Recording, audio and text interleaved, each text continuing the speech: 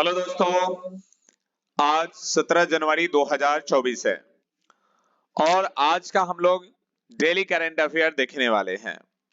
तो हम लोग आगे बढ़ते हैं, आज का डेली करंट अफेयर पे चलते हैं। उससे पहले हम लोग जो है क्या देखेंगे, तो उससे पहले 17 जनवरी का इतिहास जानेंगे। तो सबसे पहले 17 जनवरी का इतिहास देखते हैं। 17 जनवरी का इतिहास। 17 जनवरी 1601 मुगल बादशाह अकबर ने असीरगढ़ के अभेद किले में प्रवेश किया था। 17 जनवरी 1946 संयुक्त राष्ट्र सुरक्षा परिषद की पहली बैठक हुई थी। 17 जनवरी 1979 सोवियत संघ ने परमाणु परीक्षण किया। 17 जनवरी 1941 स्वतंत्रता सेनानी नेताजी सुभाष चंद्र बोस कलकत्ता से जर्मनी के लिए रवाना हुए। 17 जनवरी 1989 उत्तर ध्रुव पर पहुंचने वाले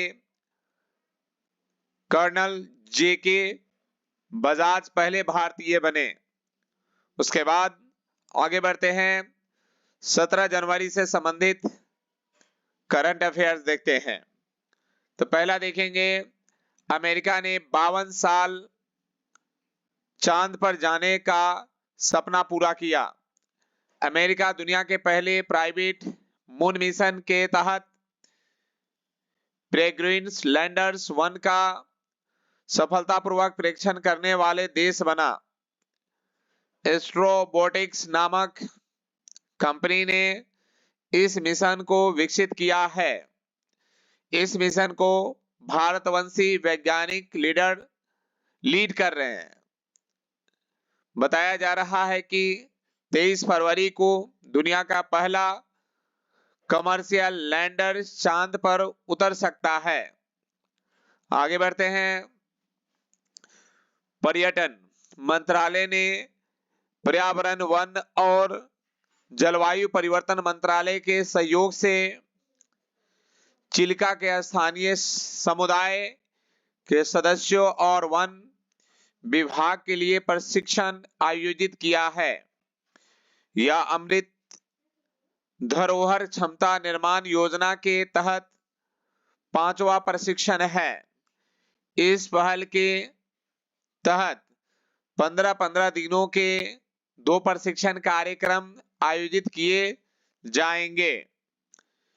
चिल्का विकास प्राधिकरण की मदद से प्रशिक्षण देने के लिए चिल्का झील और उसके आसपास के स्थानीय समुदायों से कुल 60 प्रतिभागियों की पहचान की गई है।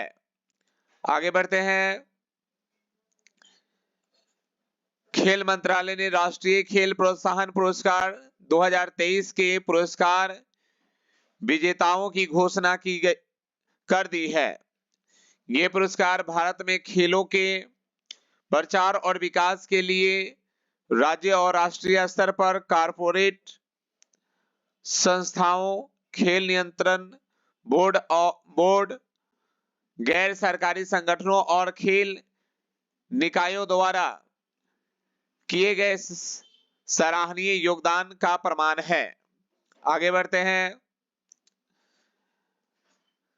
बांग्लादेश के प्रधानमंत्री शेख हसीना को 5वें कार्यकाल के लिए पुनः चयनित किया है, जो देश के राजनीतिक परिदृश्य में एक महत्वपूर्ण उपलब्धि है। हसीना के नेतृत्व में सत्तारूढ़ अवामी लीग ने आधे से अधिक संसदीय सीटें हासिल करके एक बार पुनः जीत हासिल की है। यह जीत दुनिया की सबसे लंबे समय तक सेवा करने वाली महिला सरकार प्रमुख के रूप में शेख हसीना की स्थिति की पुष्टि करती है। आगे बढ़ते हैं, त्योहार एक जीवंत टेपेस्ट्री है जो सांस्कृतिक, धार्मिक और सामाजिक उत्सवों को एक साथ जोड़ते हैं। जो दुनिया भर में मानव परंपराओं की विविधता और समृद्धि को प्रदर्शित करते हैं। धार्मिक समारोहों से लेकर रंग बिरंगे कार्निवाल तक प्रत्येक त्योहार विरासत और समुदाय की एक अनूठी अभिव्यक्ति है। इस खेल में हम दुनिया के शीर्ष 10 सबसे बड़े त्योहारों का पता लगाएंगे। आगे बढ़ते हैं। भारत की प्रमुख बंदरगाह और लॉजिस्टिक कंपनी अपनी पोर्टल्स एक स्पेस इकोनॉमिक्स जोन्स ने अपनी कारपोरेट यात्रा में एक नए युग का संकेत देते हुए अपने नेतृत्व ढांचे में महत्वपूर्ण परिवर्तन की घोषणा की है। यह कदम जिम्मेदारियों में परिवर्तन का प्रतीक है, कारण अडानी उस भूमिका में कदम रख रहे हैं जो पहले अडानी समूह के अध्यक्ष गौतम अडानी द्वारा निभाई गई थी।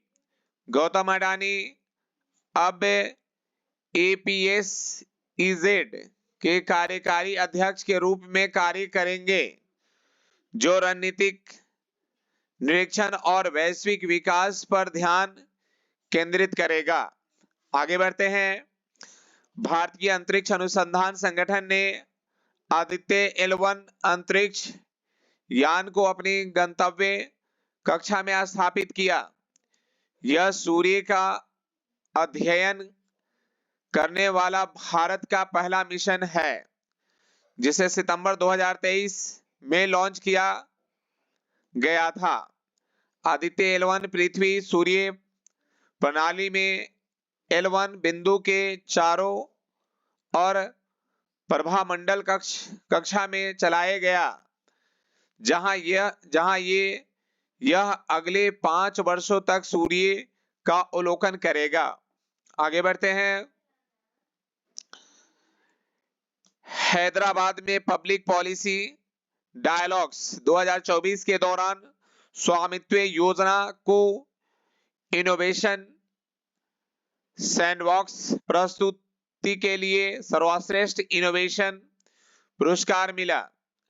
स्वामित्व योजना के माध्यम से भूमि प्रशासन में डिजिटल परिवर्तन पहल के लिए पंचायती राज मंत्रालय को इस प्रतिष्ठित पुरस्कार से सम्मानित किया गया है।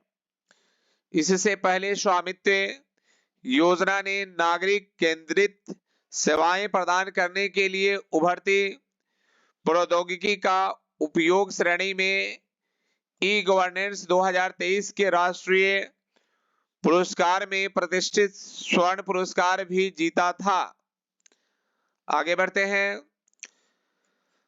गोल्डन ग्लोब्स अवार्ड्स 2024 की घोषणा हुई, जिसमें कई हॉलीवुड सितारों ने इस पुरस्कार का खिताब अपने नाम किया।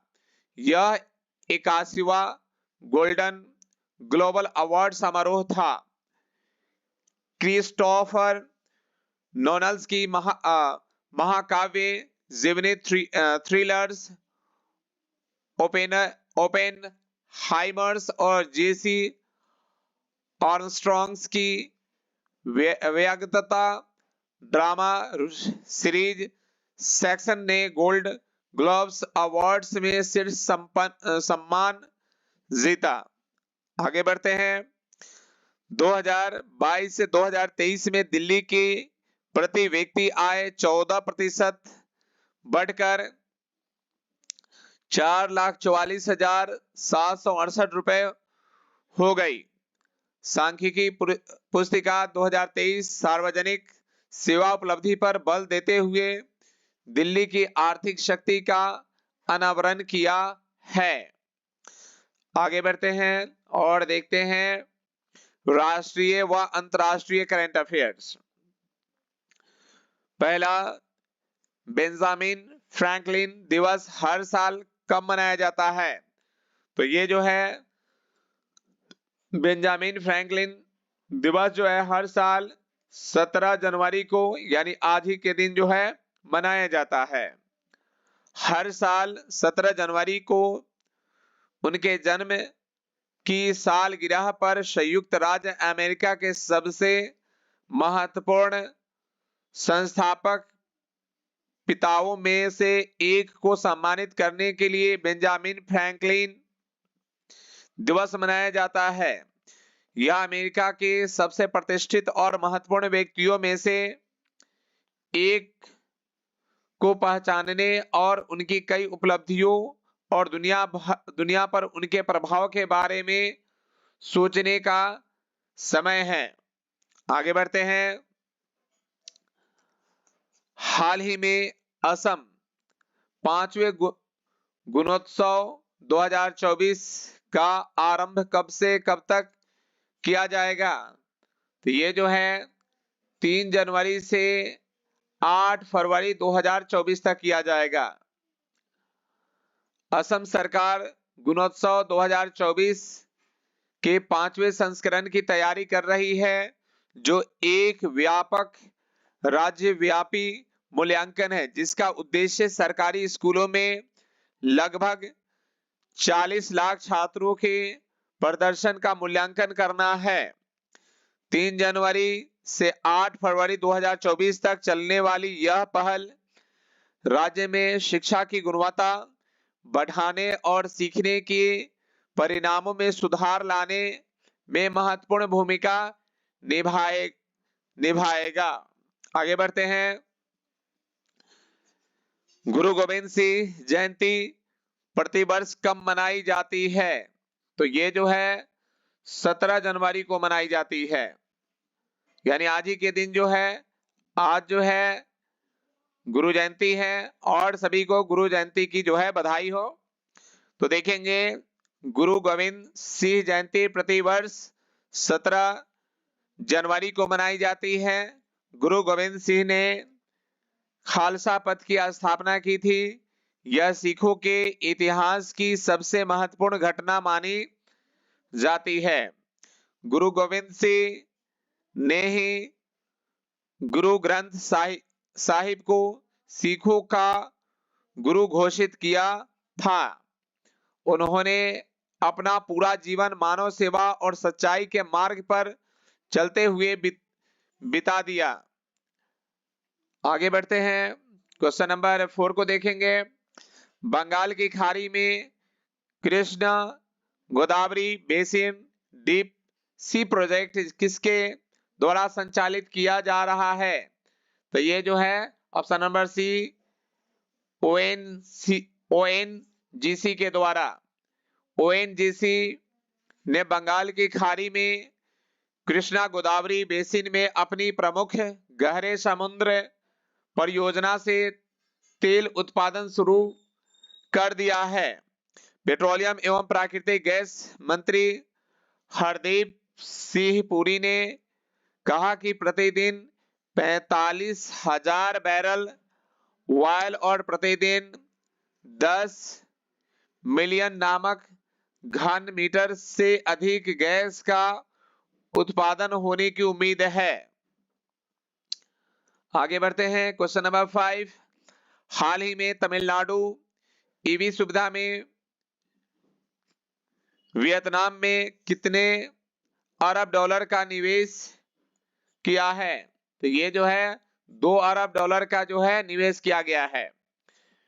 वियतनामी ईवी दिग्गज विनफास्ट ऑटो ने राज्य में एक एकीकृत इलेक्ट्रिक वाहन सुविधा स्थापित करने के लिए अपने समर्पण की पुष्टि करते हुए भारत के तमिलनाडु में 2 अरब बिलियन के निवेश की पुष्टि की है,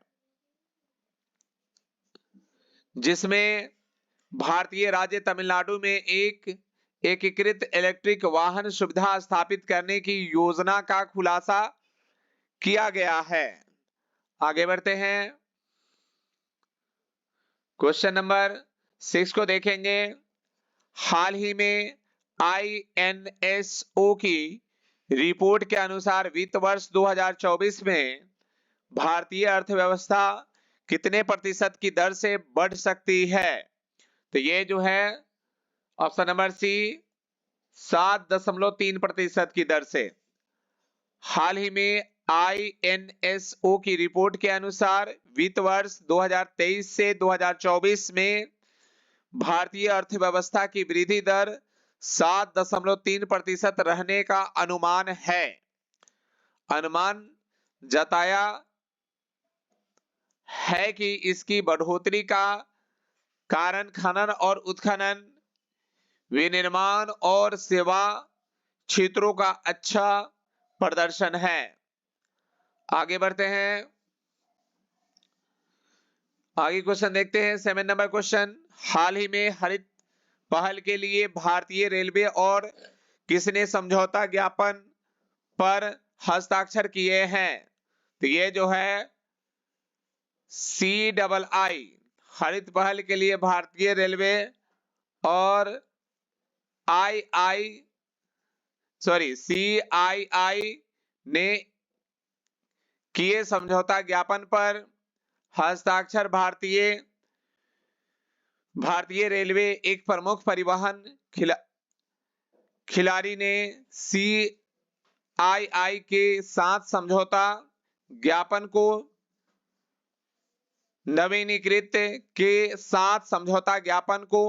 नवीनीकृत किया है, जिसमें ऊर्जा और पानी के उपयोग में कटौती करने, ग्रीन हाउस गैस उत्सर्जन को कम करने का वादा किया गया है। आगे बढ़ते हैं, क्वेश्चन नंबर 8 को देखेंगे। हाल ही में IIT मंडी और किस IIT ने शोधकर्ताओं ने कैंसर की दवा बनाने के लिए पौधे की कोशिकाओं को इंजीनियर किया है? तो ये जो है option number B, IIT Madras ने।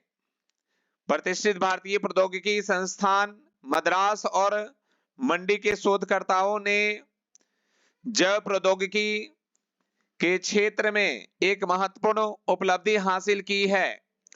उन्होंने कैंसर रोधी दवा कैप्टोथेसिन के उत्पादन को बढ़ावा देने के लिए पौधों की कोशिकाओं को सफलतापूर्वक चयापचय रूप से इंजीनियर किया है। आगे देखते हैं, क्वेश्चन नंबर 9 को देखेंगे। हाल ही में भारत ने वित्त वर्ष 2022 से 23 में कितने लाख करोड़ से अधिक के उत्पादन को निर्यात किया है? तो ये जो है ऑप्शन नंबर डी 60। हाल ही में वित्त वर्ष 2022 से 23 में देश का वस्तु निर्यात 6.03% बढ़कर रिकॉर्ड 4047.46 अरब डॉलर का हो गया। इसमें पेट्रोलियम, फार्मा, केमिकल्स और समुद्री उत्पादों की बड़ी हिस्सेदारी रही। 2021 से 2022 में 422 अरब डॉलर की वस्तु की निर्यात की गई थी। और आगे बढ़ते हैं, क्वेश्चन नंबर 10 की बात करते हैं। हाल ही में किसे सेबी का कार्यकारी निदेशक नियुक्त किया गया है? तो यह है ऑप्शन नंबर ए, जी राम मोहन राय को। हाल ही में भारतीय प्रतिभूति और विनिमय बोर्ड ने हाल ही में 3 साल के कार्यकाल के लिए कार्यकारी निदेशक के रूप में जी राम मोहन राव की नियुक्ति की घोषणा की। सेबी में 25 वर्षों से अधिक के अनुभव के साथ राव अपनी नई भूमिका में प्रचुर विशेषज्ञता लेकर आए हैं। तो इस तरह से आज के आपके जो है करंट अफेयर खत्म हुए। जो कि काफी महत्वपूर्ण करंट अफेयर थे। अब जो है आप सभी जो है मेरे इस नंबर पे, जो मेरे व्हाट्सएप नंबर है, आप किसी तरह के सुझाव जो है देना चाहे तो इस नंबर पे आप सुझाव दे सकते हैं। और जानते हैं यहाँ पर ऑफलाइन क्लासेस जो है, ये जो है फिजिक्स का जो है 11 12 NEET IIT JEE mains advance की भी तैयारी कराई जाती है। और साथ ही साथ जो है 8 से लेकर 10 तक के जो है क्लास भी जो है, जिसके सभी सब्जेक्ट को जो है तैयारी कराई जाती है। तो आप सभी को इस पूरे वीडियो तक बने रहने के लिए शुक्रिया, धन्यवाद।